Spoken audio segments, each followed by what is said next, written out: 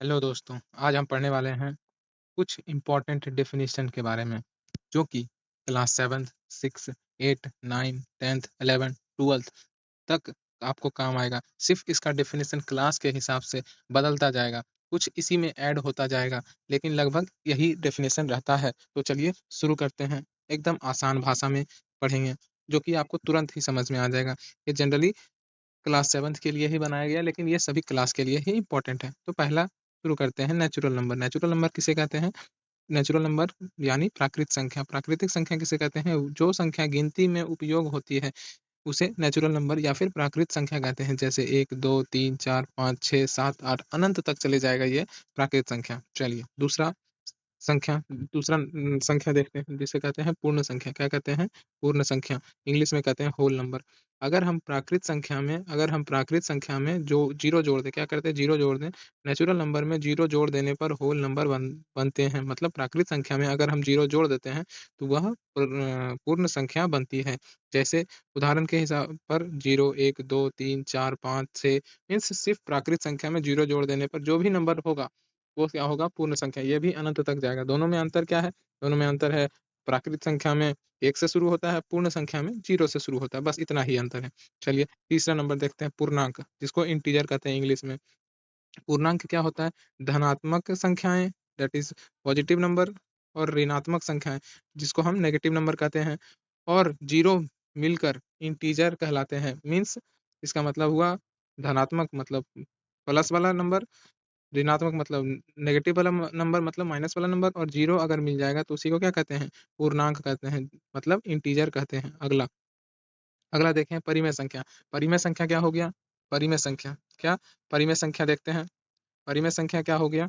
परिमेय संख्या जिसको इंग्लिश में क्या कहते हैं? Rational number. क्या कहते हैं? Rational number. वे संख्या जिसको हम p बटा q के फॉर्म में लिख सकते हैं, p बटा q के रूप में जिस नंबर को हम लिख सकते हैं उसी को परिमेय संख्या कहते हैं, यानी कि रैशनल नंबर कहते हैं। जैसे 1/2, 3/4, 5/2, माइनस के साथ भी प्लस के साथ भी दोनों हो गया परिमेय संख्या।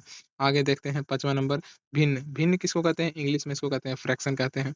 जब किसी वस्तु या संख्या को बराबर भागों में बांटा जा सकता है, जैसे जैसे कि देखिए, ये हो गया एक डिब्बा, ये क्या हो गया? एक डिब्बा। ये 2 भाग में बाँट दिए। क्या कर दिए? 2 भाग, एक को रंग दिए हम और एक को खाली छोड़ दिए। तो 2 भाग हैं, एक भाग ऊपर वाला और एक भाग क्या है? नीचे वाला, जिसमें से एक क्या कर दिए हैं? रंग दिए हैं। तो ये हो गया 1/2। इसी तरह के हम जैसे 3/4, 4 डिब्बा में 4, 1, 2, 3, 4, 4 डिब्बा में अगर हम 3 रंग देते हैं, 1 रंग दिए, 2 रंग दिए, 3 रंग दिए, तो चौथा खाली रहने दिए। तो इसी तरह के सॉरी, ये 3/5 है। 3/5 गलती हो गया, कोई बात नहीं है। आगे देखते हैं। 3/5 में मतलब 5 डिब्बा में से 1, 2, 3, 4, 5, 1, 2, 3, 4, 5, 5 डिब्बा में से 3 डिब्बा रंगा हुआ है। 1, 2, 3, 3 डिब्बा रंग दिए हैं। तो ये 5 डिब्बा में से 3 डिब्बा रंगा हुआ है, तो इसको क्या कहते हैं? भिन्न कहते हैं। क्या कहते हैं इसको? इसको कहते हैं भिन्न। आगे देखते हैं, उचित भिन्न। उचित मीन इसको इंग्लिश में क्या कहते हैं? Proper fraction. जिस भिन्न में अंश छोटा हो और हर बड़ा हो, उसको क्या कहते हैं? उचित भिन्न। मतलब प्रॉपर फ्रैक्शन। जिसमें क्या होता है? ऊपर वाले को इंग्लिश में कहते हैं न्यूमरेटर और नीचे वाले को कहते हैं डिनोमिनेटर। जिसका डिनोमिनेटर बड़ा हो न्यूमरेटर से, तो उसको कहते हैं प्रॉपर फ्रैक्शन इंग्लिश में, और हिंदी में उचित भिन्न कहते हैं। अगला 7 नंबर देखते हैं, अनुचित भिन्न। क्या हो गया? अनुचित भिन्न। अनुचित भिन्न किसको कहते हैं? जिस भिन्न में अंश बड़ा या बराबर हो। जिस भिन्न में अंश बड़ा या बराबर हो, मीन्स बड़ा का मतलब नीचे से बड़ा हो, नीचे से बड़ा हो, या फिर नीचे के बराबर हो, उसी को क्या कहते हैं? इम्प्रॉपर फ्रैक्शन या फिर अनुचित भिन्न।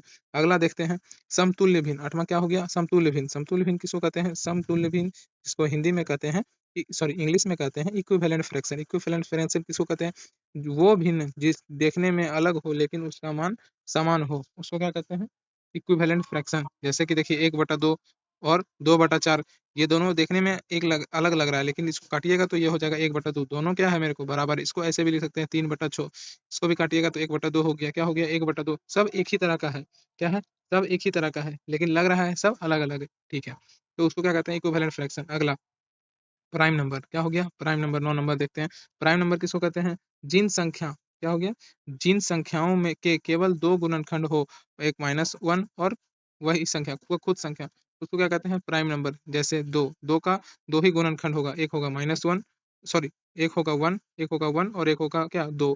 जैसे 3 का भी क्या होगा, एक 3 होगा, एक 1 होगा। 5 का भी क्या होगा, एक 5 होगा, एक 1 होगा। ये सब क्या हो गया, प्राइम संख्या है, जिसको अभाज्य संख्या कहते हैं, जिसका 2 ही गुणनखंड हो, एक होगा 1 और एक होगा वह खुद नंबर, उसी को क्या कहते हैं, प्राइम नंबर कहते हैं। अगला 10वां नंबर, और ये आज की लास्ट नंबर, जिसको कहते हैं कंपोजिट नंबर। क्या कहते हैं, कंपोजिट नंबर। हिंदी में कहते हैं संयोजित संख्या। क्या कहते हैं, संयोजित संख्या। जिन संख्याओं के 2 से अधिक गुणनखंड हो, जैसे पहला सबसे छोटी कंपोजिट नंबर कौन हो गया, 4 हो जाएगा। इसका 3 गुणनखंड होते हैं, 1, एक 2 और एक 4। गुणनखंड मतलब वह किस नंबर से जा रहा है, वही उसका क्या हो गया, वो मेरे को गुणनखंड हो गया। जैसे सबसे छोटा गुणनखंड क्या हो, सॉरी, सबसे छोटा कंपोजिट नंबर यानी संयोजित संख्या क्या हो गया, 4, 6, सॉरी 4 हो गया सबसे छोटा।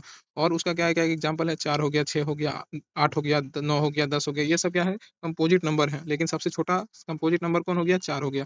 सबसे छोटा प्राइम नंबर कौन हो गया, 2 हो गया। तो ये रहा 8-10 इंपॉर्टेंट डेफिनेशन जो मैथ्स में ज़्यादातर यूज़ होता है। आपको पता होगा, आपको कितने पता है आप कमेंट में लिख के ज़रूर बताइएगा। आपको वीडियो कैसा लगा? अगर वीडियो अच्छा लगा हो तो एक लाइक ज़रूर कीजिएगा और चैनल को सब्सक्राइब कीजिएगा। और इसी तरह के वीडियो देखने के लिए चैनल को सब्सक्राइब कर लीजिएगा। इसका पार्ट 2 बहुत ही जल्द आने वाला है। तब तक के लिए धन्यवाद।